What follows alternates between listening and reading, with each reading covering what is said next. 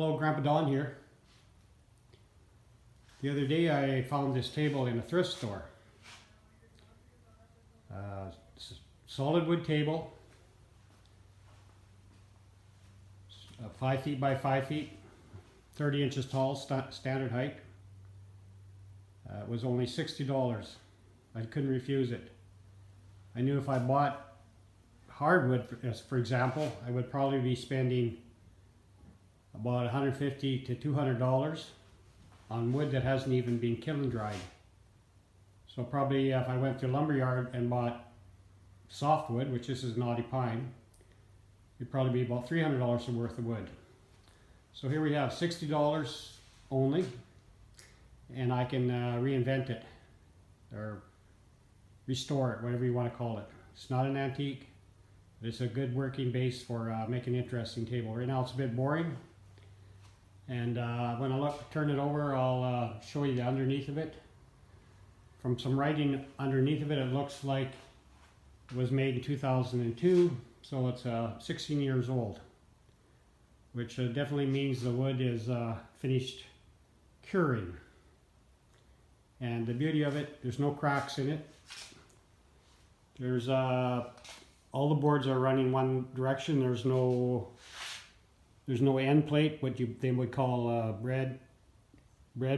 There's no breadboard. Sometimes that will cause stress for wood running a different grain.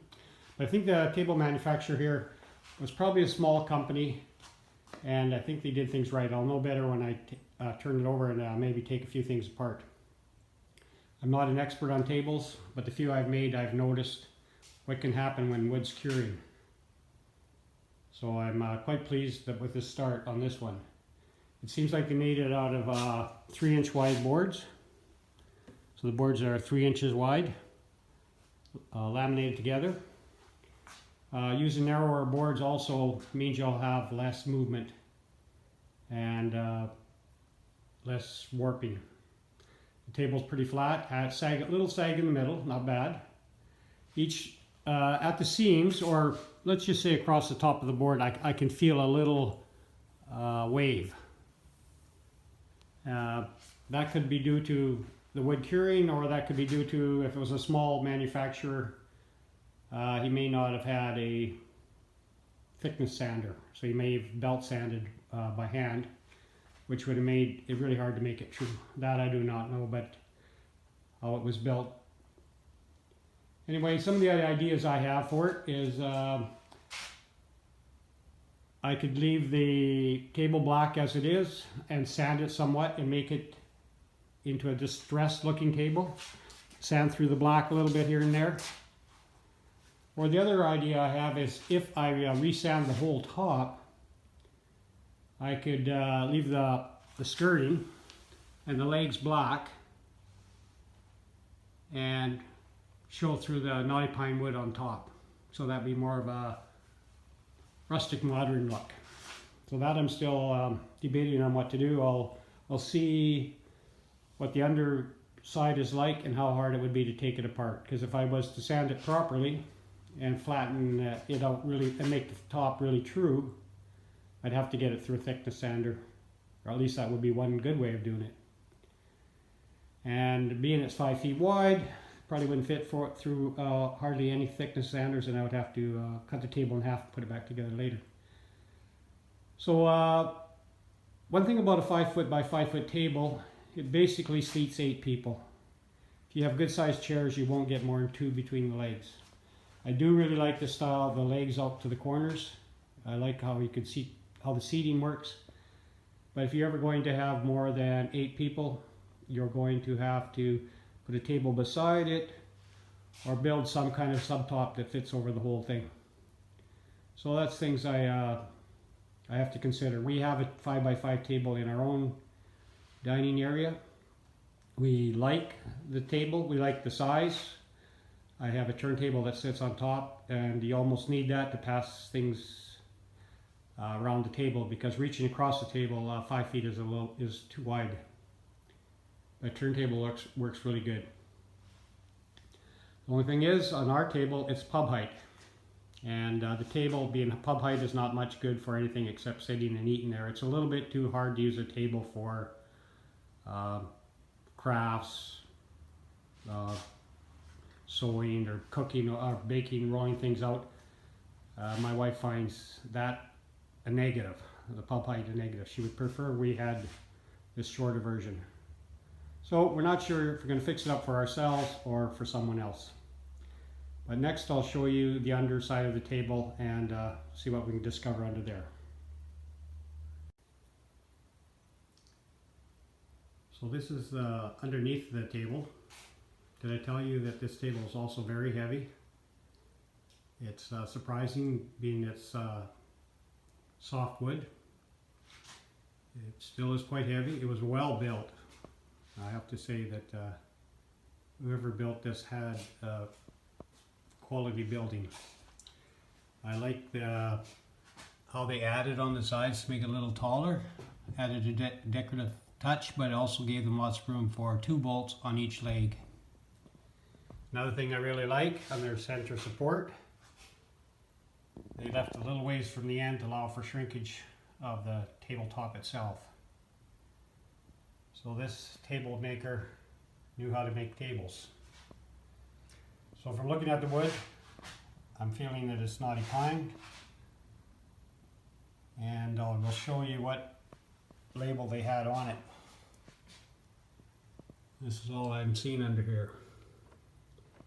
So I can't read the first word, but I think it's January 7th, 2002, probably the day somebody built it.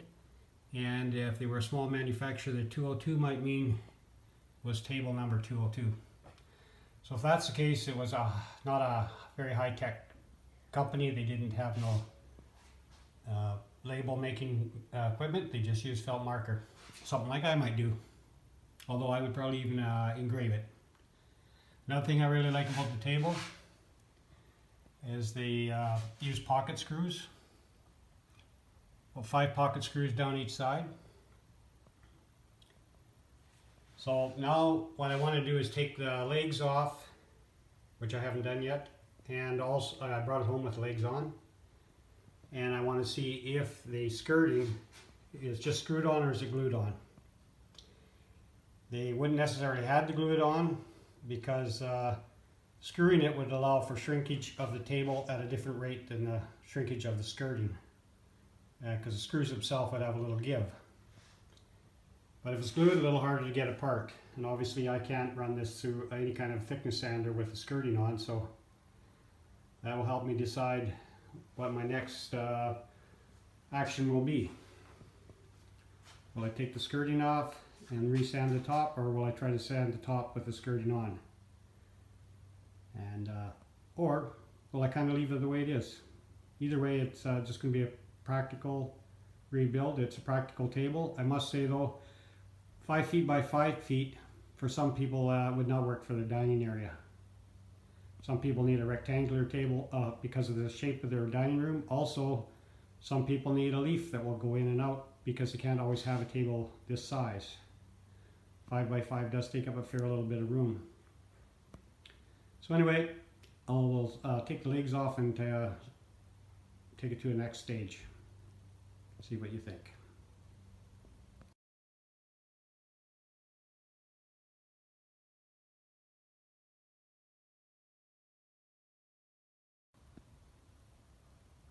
Well, good news. I'm super excited. They didn't glue down the skirting. So now I can do anything I want to do with this tabletop with ease. And I'll leave the bottom just the way it is, of course. There's nothing wrong with the way it is, and I'll put the skirting right back on the marks where it was before. The skirting, they glued in the corners, which no reason to take that apart.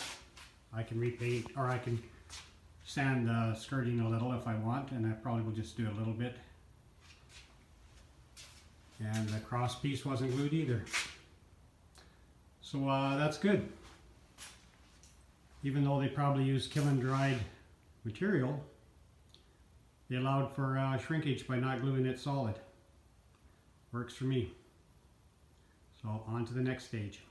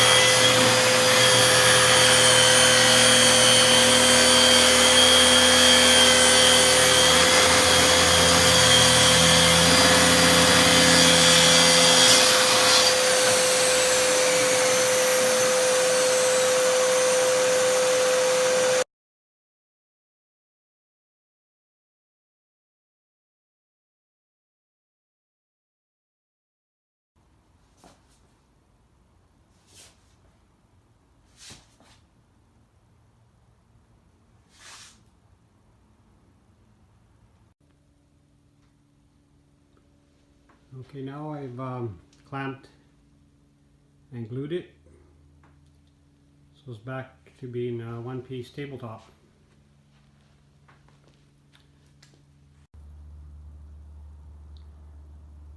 I now have the clamps off and sanded the seam a little bit. So this is the bottom side of the table. I did end up sanding the bottom a little bit while I was at it, just to make the table more flat. From sitting so many years, it did sag a little, so now it's a little more true. Just took off a minimum amount.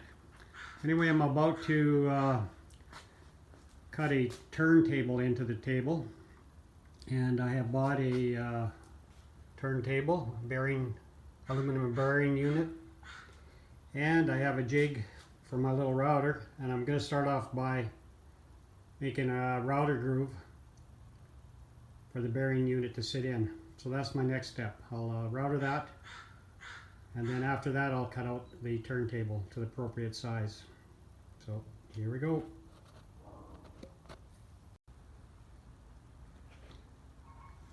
So I'm using a circle guide made by Miles Craft, and I have attached my router to the arm to make the appropriate size circle. So this circle that I just made pivots off this center plastic hub that you screw to the table. Anyway, I've made a groove about 3/8 of an inch or 1/2 inch deep to fit the bearing. So the aluminum bearing fits in this groove.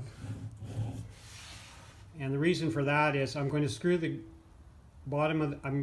bearing to braces at the bottom of the table, but the turntable itself will just lift out.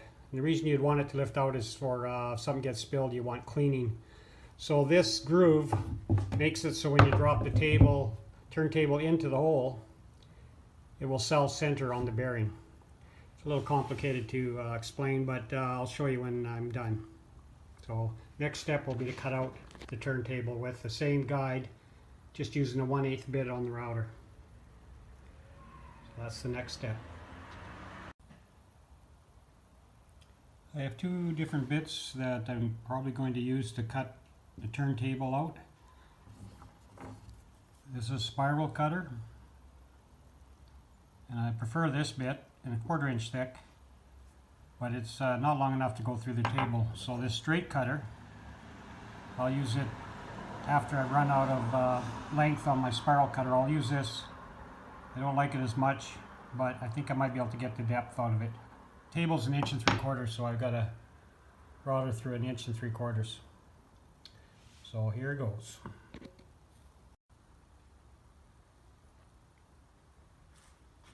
So I've been going around about every revolution around once. I stop cutting with the router, take it off, it just lifts right off, and then I vacuum and clean it up a little bit with the vacuum. I clean out the groove because it does kind of plug up, and then I adjust the router down 1/4 inch. So every time I go around once, I clean up and lower the bit 1/4 inch. So right now,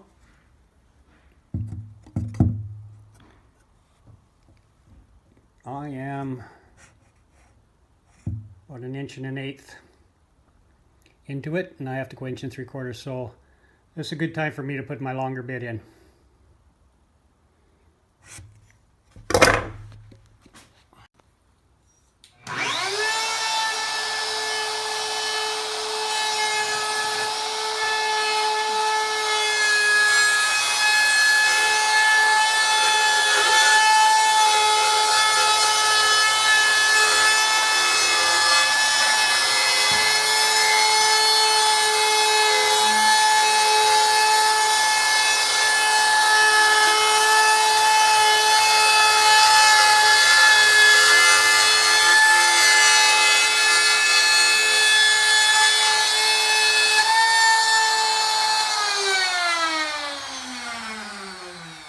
I'm almost done now. I've gone 3/4 through the last pass.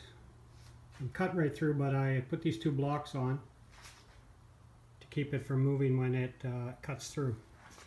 So if you look down here, you can see daylight. So I got about another 1.5 feet, 2 feet, and I'll be done. So this is a kind of a job that if something goes wrong, it could kind of wreck your table. So, or you could get hurt. So I got the bit fully extended. Wouldn't want to extend it anymore. You wear safety glasses, and you just take your time. Otherwise, something could go wrong. So far, this has been working real good. I've just turned the table over so I can see what it looks like from the top. By working from the bottom, that way all the screw holes or damage could be made on the bottom. The top will be perfectly clear. No screw holes or scratches or anything. I made it with a quarter-inch space all the way around because that was the thickness of the router bit. So that turned out okay, no problems there. So right now it's just sitting there temporary on sawhorses. My next step will be to put a framework underneath. I'll put the original cross member across and then two beside it to help support the turntable and the turntable bearing. So that'll be my next step. So this is the way I've put together the turntable support. The center piece of wood was already under the table originally, so I just put it back in there. Had to remove some wood to allow for the thickness of the turntable bearing. And I added two other pieces for support. Now when you look at this, you see the bearing is fairly bit smaller than the hole. And I would have liked to buy the next one bigger. This is about a 17.5 inch across. And I buy it from Lee Valley, a Canadian store. And it costs about $80. So it's fairly expensive. But if I was to jump up to the 24 inch, which fill the hole a little bit better, this is a 30 inch hole, but a 24 inch would fit nicer. It costs about $225, so it almost triples in price to go up to the next size. So this is how I make it work at a lower budget. It works just fine. But anyway, I'll show you how it works with the top.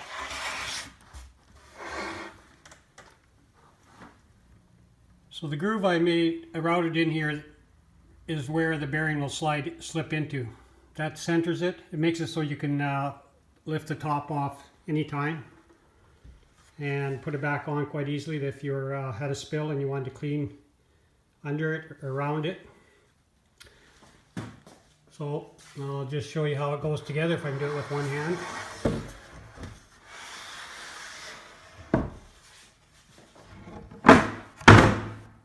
That's it.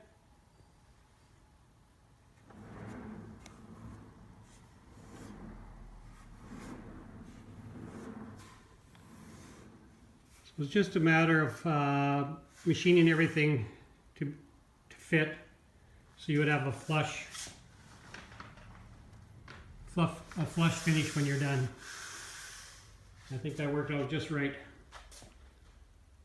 So now we have a turntable that functions, and it moves quite easy, so it should work fine. The next thing to do now will be to give it a light sanding, the skirting, the legs, and the tabletop, and put some stain on it and finish it up. So that'll be my next project.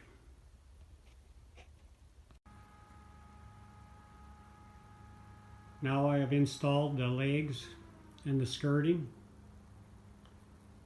I've also sanded edges to give a bit of a distressed look.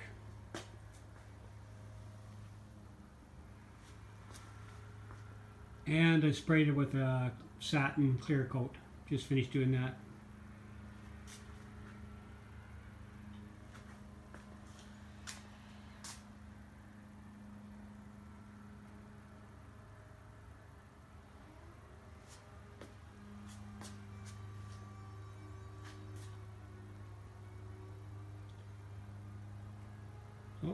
the underside is done, skirting is done. Now I'll roll it over and finish the top side.